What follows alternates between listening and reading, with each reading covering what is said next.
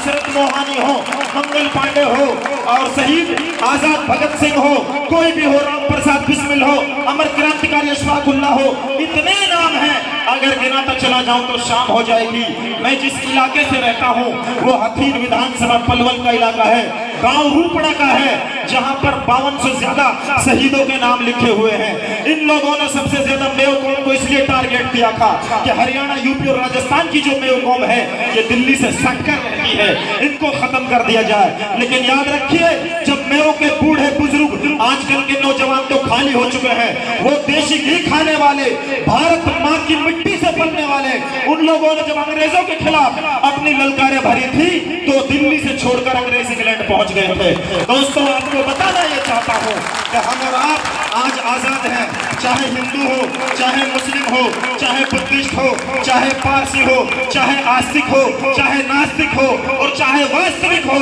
पूरी भारत के अंदर अगर हम रहते हैं तो वी द नेशन के फॉर्मूले के तहत रहते हैं। हम सारे लोग बाबा भीमराव अंबेडकर के बनाए हुए कानून के मुताबिक जिंदगी गुजारते हैं और इसी का ये नतीजा है कि हिंदू दिवाली होली मनाते हैं, मुस्लिम ईद रबीउल अव्वल मुहर्रम मनाते हैं, मनाने दो, अपना अपना है। लेकिन जब बारी आती है गणतंत्र दिवस की, जब बारी आती है स्वतंत्रता दिवस की, तो क्या गोरा क्या काला, क्या छोटा क्या बड़ा, कोई किसी भी जात से रहने वाला हो, SC ST OBC माइनॉरिटी अगड़ा पिछड़ा कोई भी हो, जब बात आती है 15 अगस्त की तो हम सीना चौड़ा कर कहते हैं, we the people of India, we are living together, we are fighting together, we are living for India, we are fighting for the India, we the raise our India on the topmost country in the world। बहुत अच्छी बात है दोस्तों, और आप सोच रहे होंगे यार मौलाना चलते ही जा रहा हूँ कैसे है। दोस्तों, ये जोश ऐसा है, मैं जहाँ से पढ़ाई किया हूँ ना 7 साल केरल के अंदर, वहाँ कुछ नहीं दिखता, सुबह पढ़ाई, दोपहर पढ़ाई, शाम को पढ़ाई, रात को फिर पढ़ाई। हालांकि कुछ चीजें रहती हैं जो पूरी करनी होती है, मेरी भी आपकी सबकी, लेकिन पढ़ाई पढ़ाई पढ़ाई।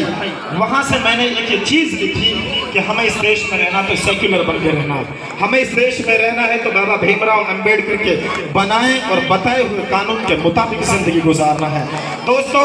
मैं क्योंकि मदरसे से बैकग्राउंड से ताल्लुक रखता हूँ, केरल 7 साल पढ़ा हूँ, मैंने वहां पर अपने उस्ताद से एक हदीस सुनी थी। उन्होंने जब मुझे पढ़ाया था, हुब्बुल वतनी निस्फुल ईमान, ये अरबी के लफ्ज है, अरबी में हदीस होती है। हमारे प्यारे मोहम्मद नबी सल्लल्लाहु अलैहि वसल्लम ने फरमाया था, प्यारे नबी फरमाते हैं, हुब्बुल वतनी निस्फुल ईमान,